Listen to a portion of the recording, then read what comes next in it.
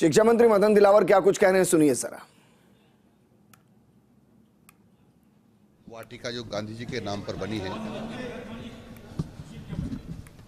इसका अवलोकन करने के लिए और निरीक्षण करने के लिए आया। मुझे बहुत दुख हुआ कि गांधी जी जैसे महान और सच्चे आदमी के नाम पर, जिनके मन में ईमानदारी की पराकाष्ठा थी, उनके नाम पर भी कांग्रेस भ्रष्टाचार कर गई। क्योंकि कोटा स्टोन की जननी रामुज मंडी है और वहां से मैं चुनकर के आता हूं।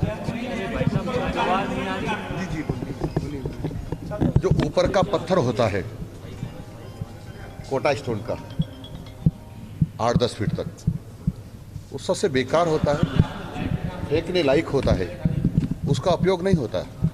लेकिन इस भव्य भवन में जो उसका उपयोग किया गया है, यानी मैं कहूं कि इसमें अतिशयोक्ति नहीं होगा कि ये वाटिका बनाने में भी तत्कालीन माननीय अशोक गहलोत जी की सरकार अपना खेला कर गई है, जेब भर गई है। मैं तो, क्योंकि मुझे 2 अक्टूबर को महात्मा गांधी जी की जयंती है और उस दिन माननीय मुख्यमंत्री जी श्रीमान भजन लाल जी शर्मा इसका उद्घाटन करेंगे। और जो गांधी जी के नाम पर इसका निर्माण किया है, तो इसमें गांधी जी के सिद्धांत परिलक्षित होना चाहिए था, जो नहीं हुई। गांधी जी ने कांग्रेस को कहा था कि अब देश स्वतंत्र हो गया है, ऐसे स्वतंत्र हो जाएगा, तो अब हम कांग्रेस को समाप्त कर देंगे। समाप्त तो नहीं की, लेकिन गांधी जी के नाम का पूरा उपयोग किया, जबकि कांग्रेस का गांधी जी से कोई लेना देना नहीं है। कांग्रेस के लोग गांधी जी की संतानें नहीं हैं, चाहे वो सोनिया गांधी जी हो, चाहे वो राहुल गांधी जी हो, उनको नाम का उपयोग करके पूरे देश को भ्रमित करने का षड्यंत्र किया है। ये अपने आप को लोकतंत्र का हामी बताते हैं, लेकिन 1975 आप भूले नहीं होंगे, जब आपातकालीन लगा करके भारत के संविधान को निलंबित कर दिया था और सारे के सारे अधिकार अपने हाथों में लेकर कहा था अब वही होगा जो इंदिरा कहेगी, यानी समाप्त संविधान। वो तो मैं देश की जनता को बधाई देना चाहता हूं कि जब चुनाव हुए तो उनका पाटिया साफ कर दिया है। गांधी जी महान व्यक्तित्व थे। उन्होंने हरिजन बस्तियों में जाकर के, मलिन बस्तियों में जाकर के खुद ने स्वच्छता अभियान चलाया था, ताकि देशवासियों को प्रेरणा मिले कि हमारे देश को हमेशा स्वच्छ रखना है। लेकिन कांग्रेस ने उसको भुला दिया। कभी भी देश स्वच्छ रहे, स्वच्छता अभियान का व्यापक असर पूरे देश में हो, इसकी चिंता नहीं की।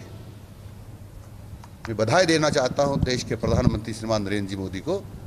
उन्होंने लाल किले से ये घोषणा की कि हम शौचालय बनाएंगे, हम स्वच्छता रखेंगे और स्वच्छता रख के हमारे देशवासियों को हम स्वच्छ रखेंगे।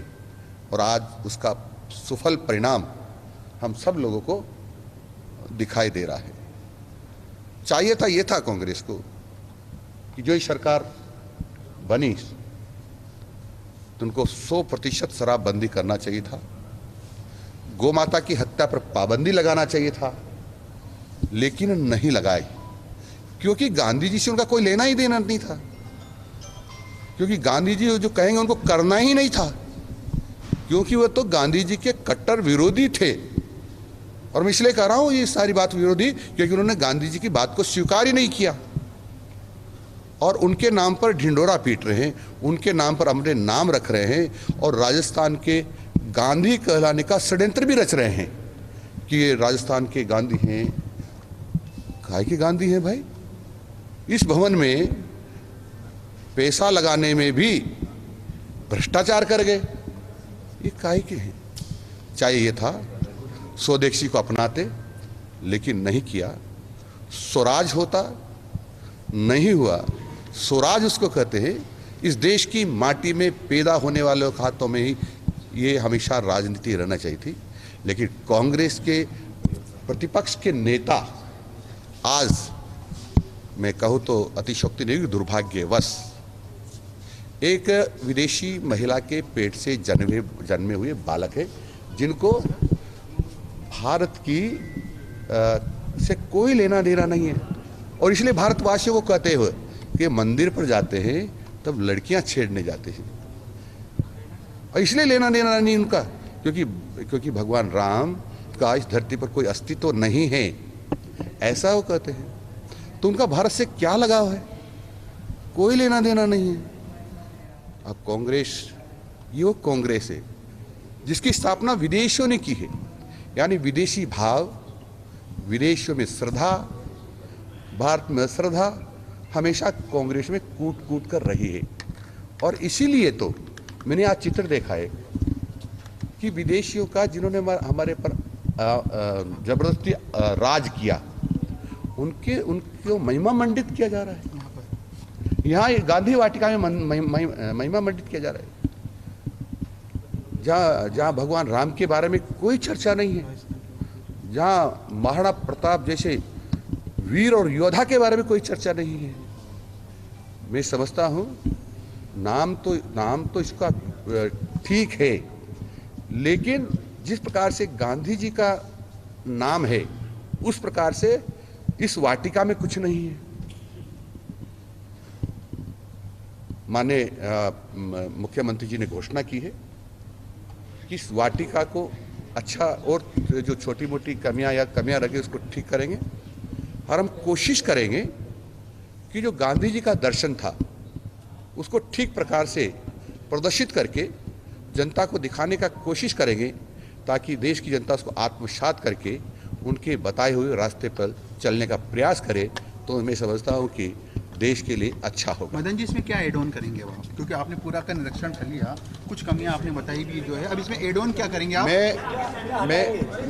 मैं मोटा क्योंकि बहुत बड़ा दार्शनिक और विद्वान नहीं हूँ, मेरे इतिहास को भी बहुत बड़ी जानकारी नहीं है, लेकिन इसमें एक्सपर्ट बैठेंगे, माननीय मुख्यमंत्री जी को राय देंगे, माननीय मुख्यमंत्री जी उनकी राय को भी उनके साथ शेयर करेंगे, और जो गांधी जी का दर्शन के हित में होगा यानी पक्ष में होगा, उसको कोशिश करेंगे इसमें लाने की। राजस्थान के महापुरुषों को जगह मिलेगी यहाँ पर चित्रों में? देखो सुनो, महापुरुषों को जगह मिलनी ही चाहिए थी।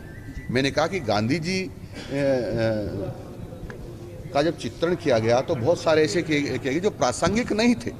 जो प्रासंगिक थे तो महाराणा प्रताप थे, भामाशाह थे, मीराबाई थी,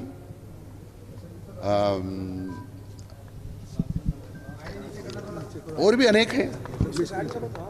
यहाँ बड़ी श्रृंखला है, सबका नाम लेना यहाँ संभव नहीं है, लेकिन सबको भी प्रदर्शित नहीं किया इसका मानता हूँ। लेकिन गिने चुने जो सिर मोड़ थे उनका तो चित्रण होना ही चाहिए था। एक मंत्री जी, आपने कहा कि पूर्ववर्ती सरकार ने शराबबंदी नहीं की, क्या अब शराबबंदी प्रदेश में लागू होगी? माननीय मोरारजी देसाई के समय शराबबंदी हुई थी, जिसमें इस समय के भारतीय जनता पार्टी के जो हमारे नेता रहे हैं वो भी उसमें शामिल थे, हुई थी। राजस्थान में भी माननीय भैरव सिंह जी शेखावत ने की थी।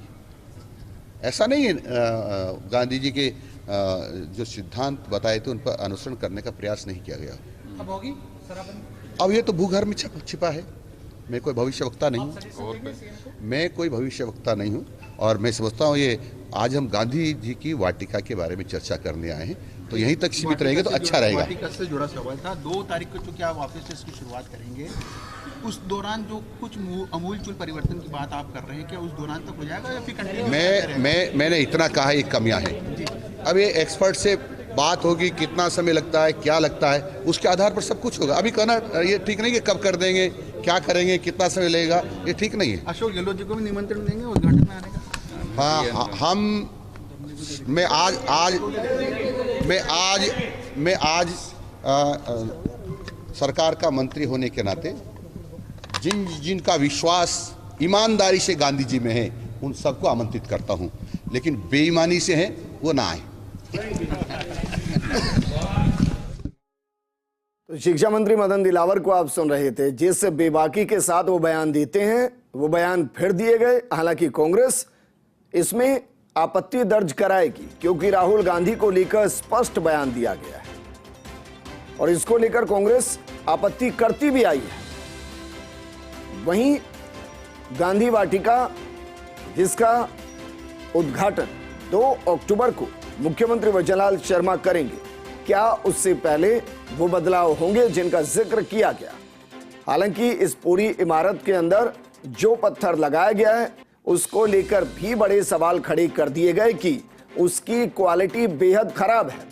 अब सवाल यह भी है, क्या सबसे खराब पत्थर से बनी इमारत का लोकार्पण होगा या उसका लोकार्पण से पहले ही रेनोवेशन होगा? क्योंकि अगर वो इतने खराब पत्थरों के साथ बनी है तो उद्घाटन के बाद उसमें डैमेज होगा। तो ज्यादा बेहतर है कि पहले वो तमाम पत्थर बदल दिए जाए। लेकिन ये सब होगा या नहीं होगा ये बता पाना मुश्किल, बिल्कुल वैसे ही जैसे मंत्री जी भी कह रहे हैं कि एक एक्सपर्ट कमेटी बनेगी और उसके बाद उनकी राय के आधार पर बदलाव किए जा सकते हैं।